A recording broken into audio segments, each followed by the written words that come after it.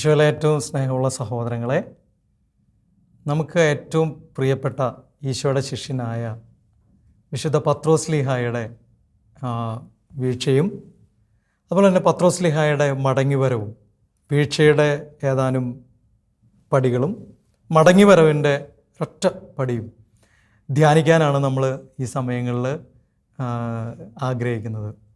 പത്രോസ്ലീഹയുടെ പ്രത്യേക മാധ്യസ്ഥം ചോദിക്കാം, പരിശുദ്ധ അമ്മയുടെ മാധ്യസ്ഥം ചോദിക്കാം. ഇതൊക്കെ നമ്മുടെ ജീവിതത്തിൽ സംഭവിക്കാൻ സാധ്യതയുള്ള കാര്യങ്ങളാണ്. തീർച്ചയായിട്ടും സംഭവിച്ചിട്ടുണ്ടാവും എന്നാണ് എൻ്റെ ഒരു വിശ്വാസം.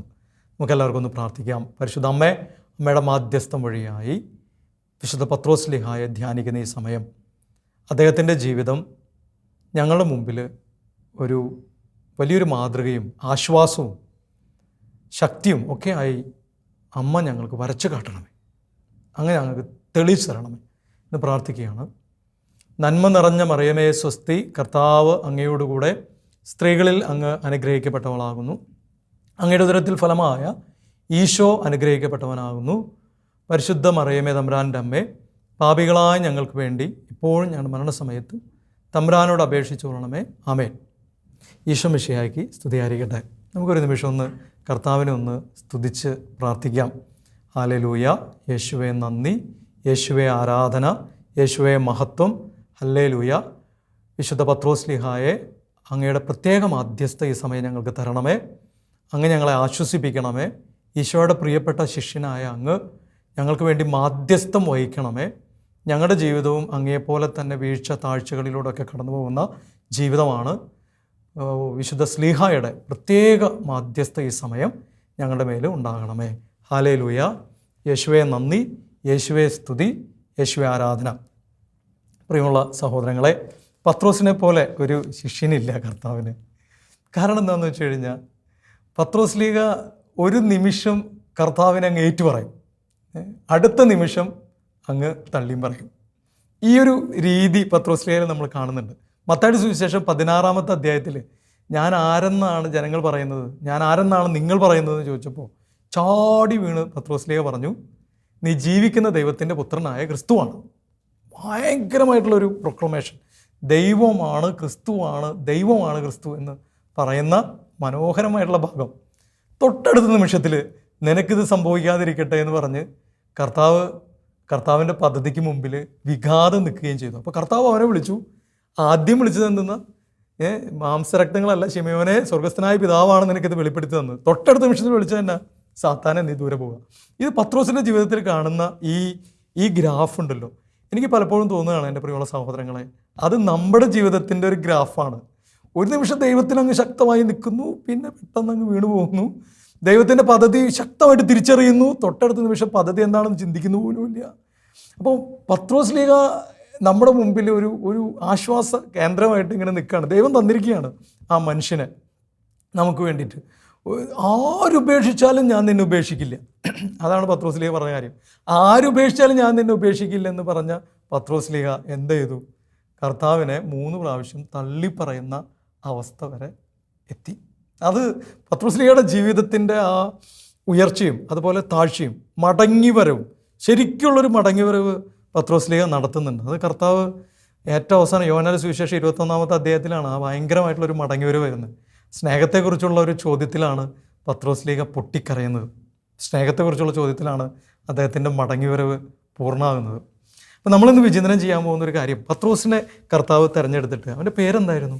ശിമയോൻ എന്നായിരുന്നു അദ്ദേഹത്തിൻ്റെ പേര്. ശിമയോൻ എന്ന് പറഞ്ഞു കഴിഞ്ഞാൽ ഒരു സാധാരണ മുക്കുവൻ, വഞ്ചിയിലും കടലിലും ഒക്കെ ജീവിച്ച മുക്കുവന്മാരുടെ ഭാഷയൊക്കെ സംസാരിച്ചിരുന്ന, നമ്മുടെ നാട്ടിലും മുക്കുവന്മാരുടെ ഭാഷ വ്യത്യസ്തമാണ്.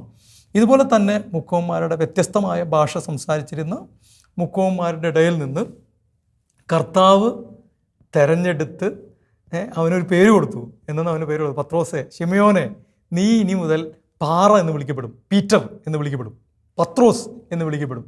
അങ്ങനെ കർത്താവ് ഒരു പേര് കൊടുക്കുകയാണ്. അന്ന് മുതൽ ശിമയോൻ്റെ പേരെന്തായി? ശിമയോൻ പത്രോസ് എന്നായി. അപ്പം 2 കാര്യങ്ങൾ പത്രോസിൻ്റെ ഇടയിൽ ഇങ്ങനെ നിൽക്കും. ഒന്നാമത്തെ കാര്യം എന്താണെന്ന് വെച്ച് കഴിഞ്ഞാൽ, ശിമയോൻ തൻ്റെ ഏത് ബാക്ക്ഗ്രൗണ്ടിൽ നിന്ന് ഞാൻ വന്നോ ആ സ്വഭാവത്തിൻ്റെ പ്രത്യേകതകളെല്ലാം, എടുത്തുചാട്ടം, അങ്ങനെയുള്ള കുറേ പ്രത്യേകതകൾ ഈ മനുഷ്യനുണ്ട്. ഭയങ്കര പൊരിഞ്ഞ സ്നേഹം, തൊട്ടടുത്ത നിമിഷത്തിൽ അത് ആലോചിക്കാതെയുള്ള പെരുമാറ്റം, ഇതൊക്കെ അദ്ദേഹത്തിൻ്റെ ജീവിതത്തിലുണ്ട്. ഭയങ്കര സ്നേഹമാണ് ഈശോയുടെ അടുത്ത്. ഇതൊക്കെ ഉള്ള ശിമയോൻ. പത്രോസോ പാറ എന്ന് പറഞ്ഞു കഴിഞ്ഞാൽ ചാഞ്ചാടാത്ത സ്വഭാവം, ഒരൊറ്റ തീരുമാനം, ഭയങ്കര പവർ, ഒരാൾക്കും തോൽപ്പിക്കാൻ പറ്റില്ല. നരകവാതിലുകൾ നിനക്കെതിരായി പ്രബലപ്പെടുകയില്ല. നരകവാതിലുകൾ നിന്റെ മേലാണ് ഞാൻ എൻ്റെ സഭയെ സ്ഥാപിക്കുന്നത്. നിന്റെ മേലാണ് പത്രോസെ. ഒരാളുടെ മേലാണ് ഈശോ സഭ സ്ഥാപിച്ചത്, അല്ലാതെ കുറേ ആൾക്കാരുടെ മേലല്ല. ഒറ്റ ആൾ, പത്രോസെ നീ പാറയാണ്, ആ പാറമേൽ ഞാൻ എൻ്റെ പള്ളി പണിയും. അതുകൊണ്ട് ഫ്രാൻസിസ് മാർപ്പാപ്പയുടെ സ്ഥാനം, സഭയിൽ മാർപ്പാപ്പയുടെ സ്ഥാനം അനന്യമാണ്. ഒരുപാട് ശിഷ്യന്മാർ ഈശോയ്ക്കുണ്ട്, 12 പേരുണ്ട്. അവരുടെ മേലൊക്കെയാണ് കർത്താവ് പള്ളി പണിത് ഉയർത്തിയത്. ശരിയാണ്, തോമസ് ലീഹ വന്ന് 7 പള്ളി ഇവിടെ സ്ഥാപിച്ചു. പക്ഷേ ഈ പള്ളികളുടെ എല്ലാ പള്ളികളുടെയും അടിയിൽ കിടക്കുന്ന പള്ളി അല്ലെങ്കിൽ പാറ അത് പത്രോസാണ്. യൂണിഫൈ ചെയ്യുന്ന പാറ പത്രോസാണ്. അതുകൊണ്ട് പത്രോസിൻ്റെ പിൻഗാമികളെയൊക്കെ നമ്മൾ ഇന്നും ശക്തമായി ബഹുമാനിക്കണം. ഇത് പാറയാണ്. അപ്പം 2 കാര്യങ്ങൾ പത്രോസിൽ ഇങ്ങനെ സംഘർഷം പോലെ നിൽക്കുകയാണ്. ഒന്ന് പത്രോസിൻ്റെ സ്വഭാവം, 2 ദൈവം വിളിച്ച് ഏൽപ്പിച്ച് എല്ലാറ്റിനും ഒരു ശക്തി കൊടുത്ത് കൃപ കൊടുത്ത് പത്രോസിന് ഒരുക്കിയത്. ഇത് 2 വിട്ടുപോകുന്നില്ല. ശിമയോൻ പത്രോസ്. അപ്പം ഞാൻ കർത്താവ് എന്നെ വിളിച്ചു തെരഞ്ഞെടുത്തു എന്ന് വിചാരിച്ച് ഞാൻ കംപ്ലീറ്റ് അങ്ങ് മാറിപ്പോയെന്ന് ആരും വിചാരിക്കരുത്. എനിക്ക് ഒരു കൃപ കൂടി കിട്ടി. പക്ഷേ പഴയത് ചില പ്രശ്നങ്ങൾ അവിടെ നിൽക്കുന്നുണ്ട്. പൗലോസ് ലീഹ ഇങ്ങനെ പറഞ്ഞില്ല, എൻ്റെ പ്രിയമുള്ള സഹോദരങ്ങൾ, എനിക്കൊരു മുള്ള് നൽകപ്പെട്ടിരിക്കുന്നു. കൊരിന്ത്യർക്ക് എഴുതിയ 2-ാം ലേഖനം 12-ാമത്തെ അധ്യായത്തിൽ പറയാം, എൻ്റെ ബലഹീനതകൾ, എനിക്കൊരു കുറവ്, ഒരു മുള്ള് ഇങ്ങനെ കിടക്കുക. 3-ാം സ്വർഗം വരെ ഉയർത്തപ്പെട്ട ആളാണ്, അദ്ദേഹത്തിന് ഒരു മുള്ള അവിടെ കിടക്കുക. അപ്പോൾ പത്രോസ് എന്ന് പറയുന്ന ആൾ നമ്മൾ മുമ്പിൽ വരച്ച് കാട്ടുന്ന ഒരു കാര്യം എന്നാണെന്നറിയാമോ? ശിമയോൻ പത്രോസ്. എൻ്റെ ജീവിതത്തിൽ ഒരു മാനുഷികമായിട്ടുള്ള എൻ്റെ വീഴ്ചകളും ബലഹീനതകളും ഉണ്ട്. എന്നാൽ അതോടൊപ്പം തന്നെ ആ ബലഹീനതകളിൽ എന്നെ സഹായിക്കുന്ന ദൈവികമായ കരമുണ്ട്. അതുകൊണ്ട് കർത്താവ് ഇങ്ങനെ പറഞ്ഞത്, നിൻ്റെ ബലഹീനതയിലാണ് എൻ്റെ ശക്തി പ്രകടമാകുന്നത് എന്ന് വിശുദ്ധ പൗലോസ് ലീഹായുടെ അടുത്ത് കൊരിന്ത്യർക്ക് 2-ാം ലേഖനത്തിൽ തന്നെ 12-ാമത്തെ അധ്യായത്തിൽ കർത്താവ് പറയുന്നത്.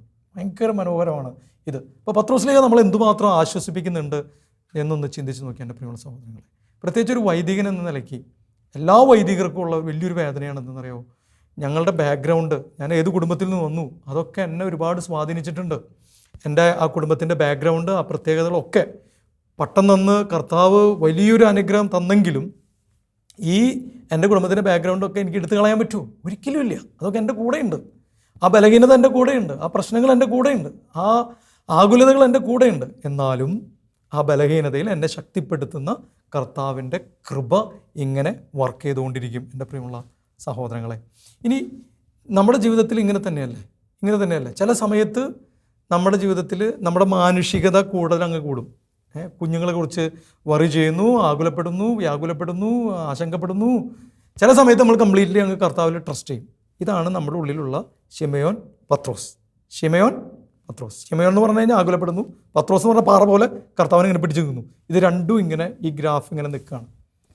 ഇനി എൻ്റെ പ്രിയമുള്ള സഹോദരങ്ങളെ, ഞാൻ നിങ്ങളുടെ അടുത്ത് പങ്കുവയ്ക്കാൻ പോകുന്നത് ഫുൾട്ടൻ ജേഷീൻ എന്ന് പറയുന്ന വലിയ വിശുദ്ധനായിട്ടുള്ള മനുഷ്യൻ. അദ്ദേഹം അമേരിക്കയിലെ ആർച്ച് ബിഷപ്പായിരുന്നു. അദ്ദേഹത്തിൻ്റെ പത്രോസിൻ്റെ വീഴ്ചയെക്കുറിച്ച് അദ്ദേഹം പറയുന്ന ഏതാനും കാര്യങ്ങളാണ്. 4 ചവിട്ടുപടികളാണ് പത്രോസിൻ്റെ വീഴ്ചയുടെ 4 ചവിട്ടുപടികളുണ്ടെന്ന് പറയുന്നത്. ഇത് നമുക്കുണ്ടാവും. ഈ ചവിട്ടുപടികൾ നമ്മുടെയും വീഴ്ചയിലേക്കുള്ള ചവിട്ടുപടികളാണ്, താഴേക്കുള്ള ചവിട്ടുപടികളാണ് കേട്ടോ. 1-ാമത്തെ ചവിട്ടുപടി എന്തായിരുന്നു അറിയാമോ? നമ്മൾ കത്തോലിക്കരാണ്, എല്ലാമാണ്, ഞായറാഴ്ച കുർബാനയ്ക്ക് പോകുന്നവരാണ്, കൊന്തയില്ലെന്നവരാണ്. പക്ഷേ നിങ്ങൾ ഇനി ശ്രദ്ധിക്കണം അച്ഛൻ പറയുന്നത്. 1-ാമത്തെ വീഴ്ചയുടെ 1-ാമത്തെ പടി പ്രാർത്ഥനയോടുള്ള അവഗണന മനോഭാവമാണ്.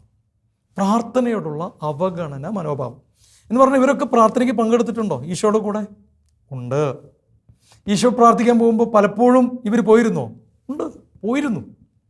മർക്കോസിൻ്റെ സുവിശേഷം 14-ാമത്തെ അധ്യായം 37-ാമത്തെ തിരുവചനം, കർത്താവിൻ്റെ വചനം നമ്മളെ ഓർമ്മിപ്പിക്കുന്നത് എന്താണെന്ന് അറിയാമോ?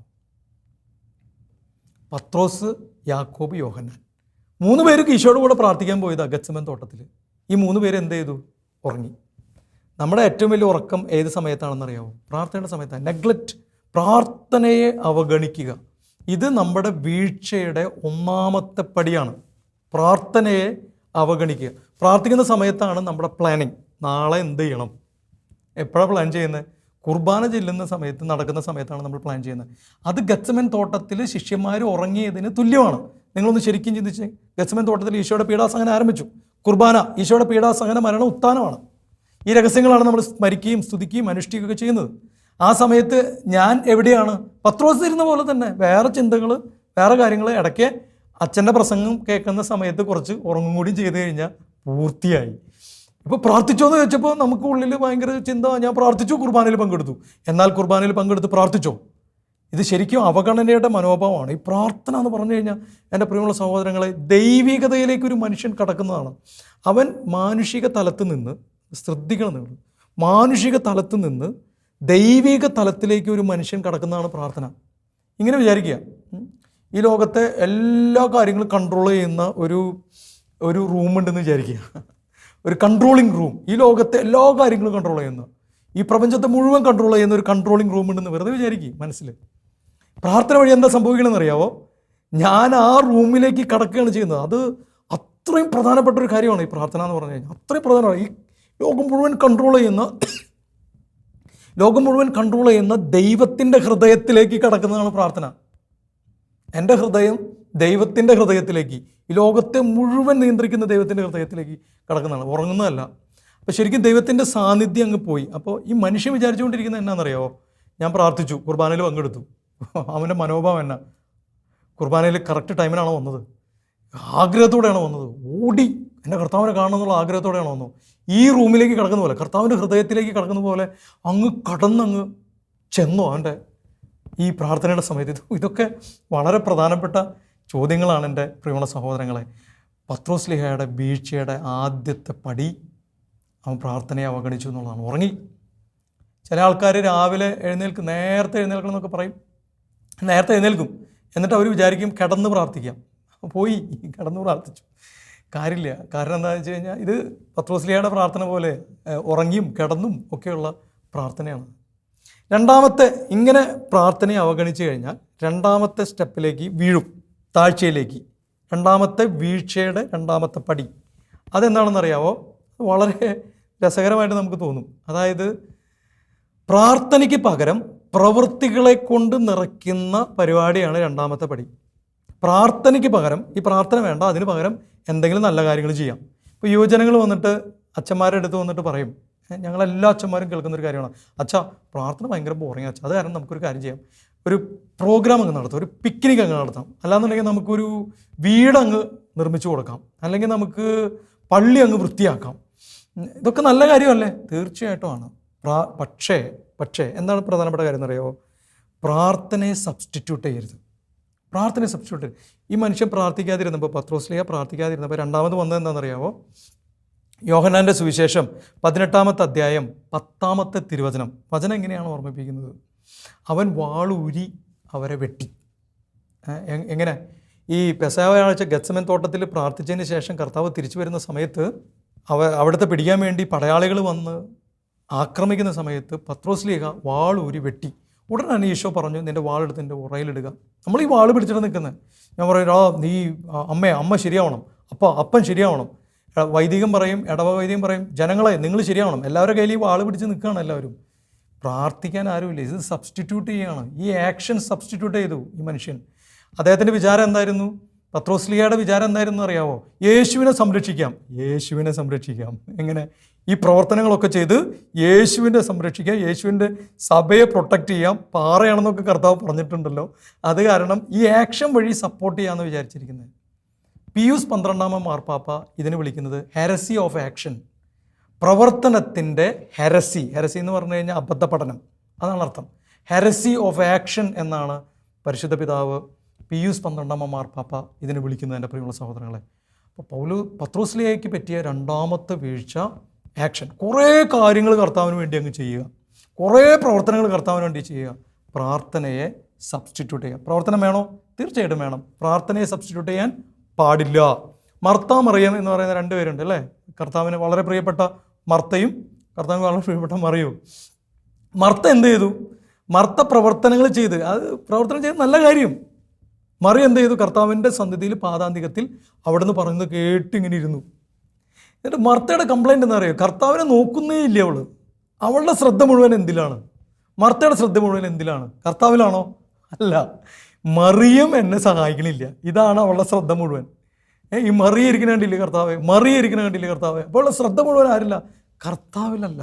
ആ മറിയം ശ്രദ്ധിക്കുന്നില്ല, എന്നെ സഹായിക്കുന്നില്ല എന്നുള്ള കാര്യത്തിലാണ്. അപ്പോൾ കർത്താവ് അവളോട് പറഞ്ഞു, മോളെ മർത്ത, നീ പലവിധ കാര്യങ്ങളിൽ വ്യാപൃതയാണ്, നിൻ്റെ ചിന്ത പല കാര്യങ്ങളിൽ കിടക്കാണ്. മറിയം നല്ല ഭാഗം തിരഞ്ഞെടുത്തിരിക്കുന്നു, അത് അവളിൽ നിന്ന് എടുക്കപ്പെടുകയില്ല. അപ്പം നല്ല ഭാഗം എന്നാ? കർത്താവിൻ്റെ സന്നിധിയിലിരിക്കുന്നു, പ്രാർത്ഥനയാണ്. കാരണം ഈ പ്രാർത്ഥന എന്ന് പറഞ്ഞാൽ എന്നാ? ദൈവികമായ തലത്തിലേക്ക് ഒരാൾ കയറുന്നതാണ്, കൺട്രോൾ റൂമിലേക്ക്. ഈ ലോകം മുഴുവൻ കൺട്രോൾ ചെയ്യുന്ന ദൈവത്തിൻ്റെ ഹൃദയത്തിലേക്ക് നിങ്ങൾ കയറുന്നു എന്ന് ചിന്തിച്ച് നോക്കുക. അതാണ് പ്രാർത്ഥന. വളരെ ഗൗരവമായിട്ടുള്ള കാര്യമാണ് പ്രാർത്ഥന. എന്നാൽ അതിൽ ആക്ഷൻ സബ്സ്റ്റിറ്റ്യൂട്ട് ചെയ്ത് കഴിഞ്ഞാൽ എൻ്റെ പ്രിയമുള്ള സഹോദരങ്ങളെ, രണ്ടാമത്തെ താഴ്ചയിലേക്ക് പോയി. മൂന്നാമത്തെ വീഴ്ച എന്തായിരുന്നു വെച്ച് കഴിഞ്ഞാൽ, ഭയങ്കര ഇങ്ങനെ സബ്സ്റ്റിറ്റ്യൂട്ട് ചെയ്ത ആൾക്കാർക്ക് ഭയങ്കര തളർച്ചയുണ്ടാവും. നമ്മളിങ്ങനെയാണ് പറയുന്നത്, ഒരു മന്ദതയിലേക്ക് വരും. മന്ദതയിലേക്ക് ആ കർത്താവിൻ്റെ വചനം വെളിപാട് 3:15-16 പറയുന്നൊരു വചനമുണ്ട്. ഇങ്ങനെ പറയുന്നത്, ഈ ചൂടോ തണുപ്പോ ഉള്ളവനായിരുന്നെങ്കിൽ കൊള്ളാമായിരുന്നു. ഇത് രണ്ടുമില്ല. നിനക്കൊരു മന്ദതയാണ് നിൻ്റെ പ്രശ്നം.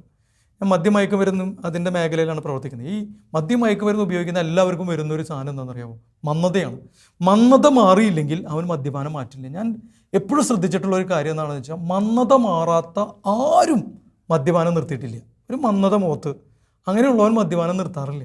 അങ്ങനെയുള്ളൊരു തിന്മയിൽ നിന്നും മാറില്ല, ആ തിന്മയിൽ തന്നെ വിടും. അപ്പോൾ ഈ പ്രാർത്ഥന മാറിക്കഴിഞ്ഞപ്പോൾ, പ്രവർത്തനം കൂടിക്കഴിഞ്ഞപ്പോൾ, പ്രാർത്ഥന ഇല്ലാണ്ടായി കഴിഞ്ഞപ്പോൾ അവൻ്റെ ജീവിതത്തിലേക്ക് വന്നത് തീക്ഷ്ണതയല്ല, പിന്നെ എന്താ വന്നത്?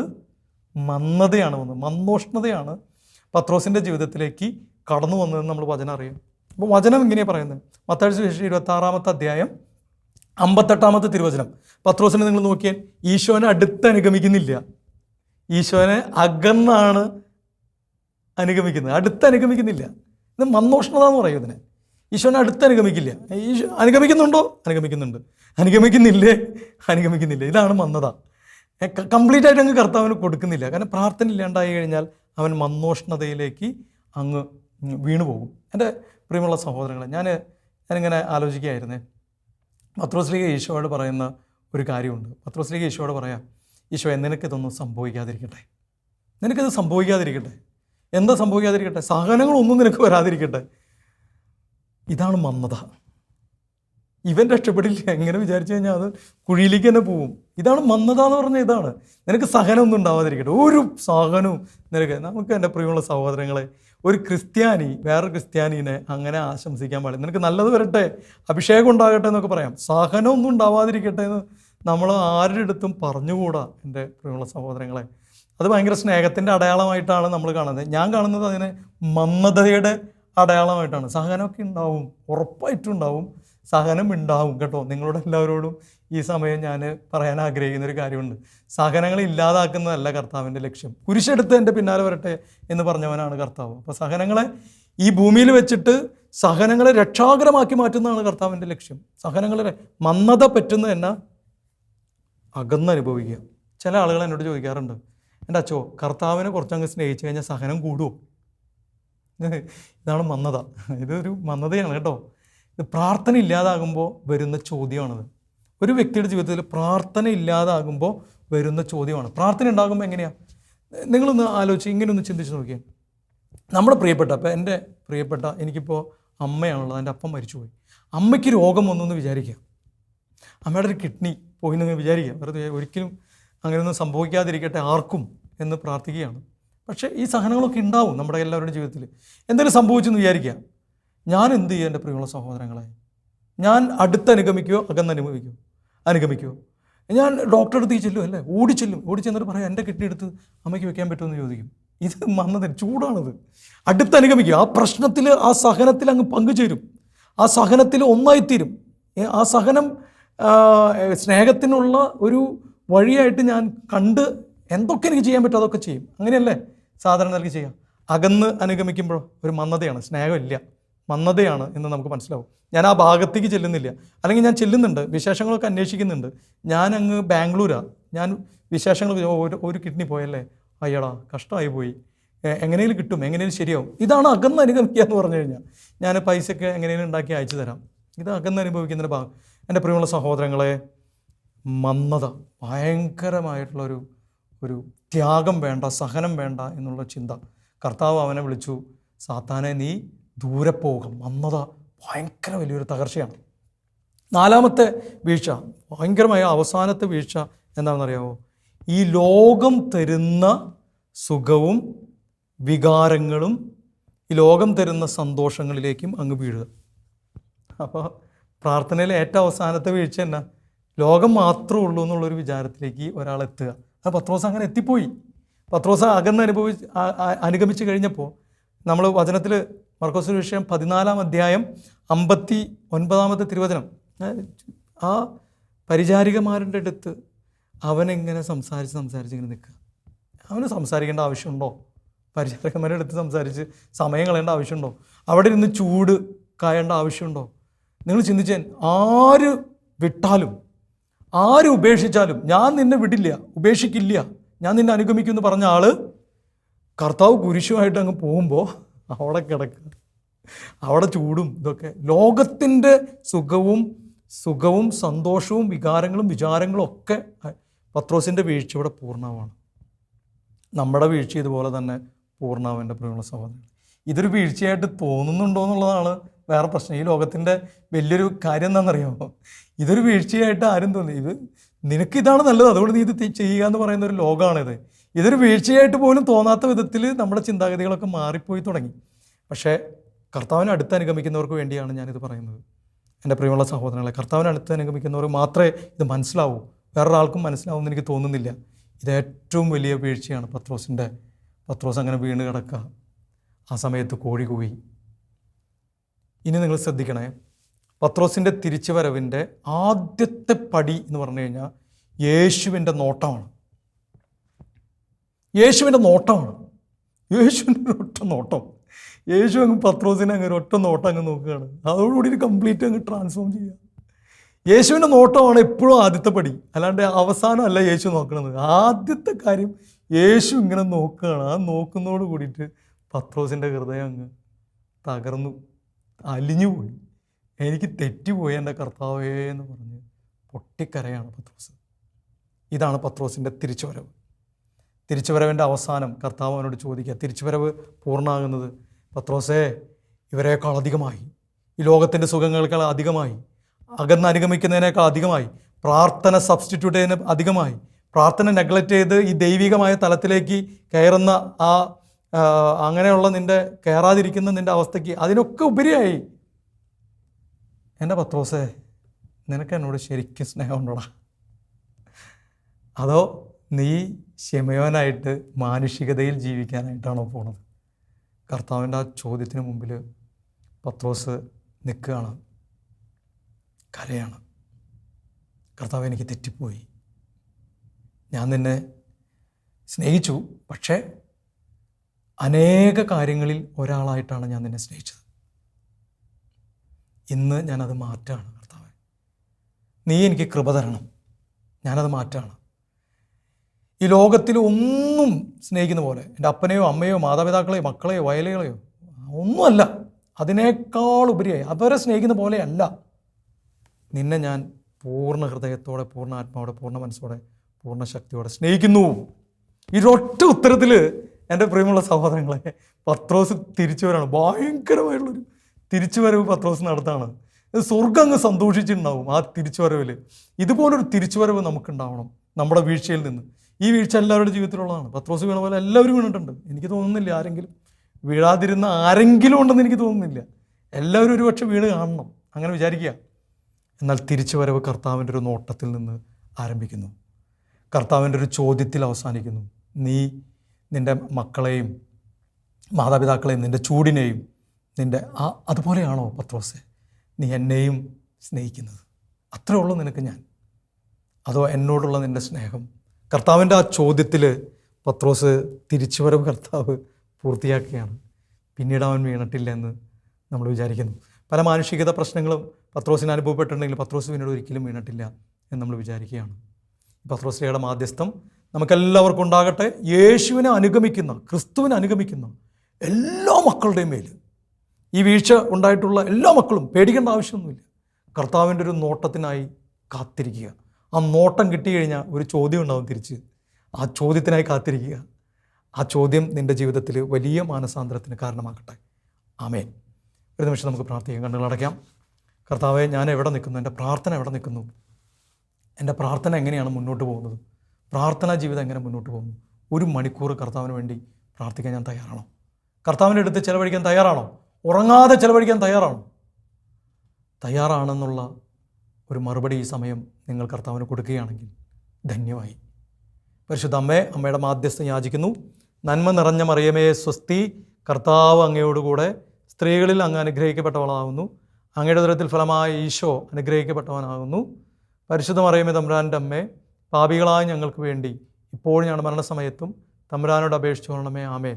പിതാവിനും പുത്രനും പരിശുദ്ധാത്മാവിനും സ്തുതി, ആദിയിലെ പോലെ എപ്പോഴും എന്നേക്കും. ആമേൻ. നമ്മുടെ കർത്താവ് യേശു മിശിഹായുടെ കൃപയും പിതാവായ ദൈവത്തിൻ്റെ സ്നേഹവും പരിശുദ്ധാത്മാവിൻ്റെ സഹവാസവും നിങ്ങളോടുകൂടെ ഉണ്ടാകട്ടെ, ഇപ്പോഴും എപ്പോഴും എന്നേക്കും.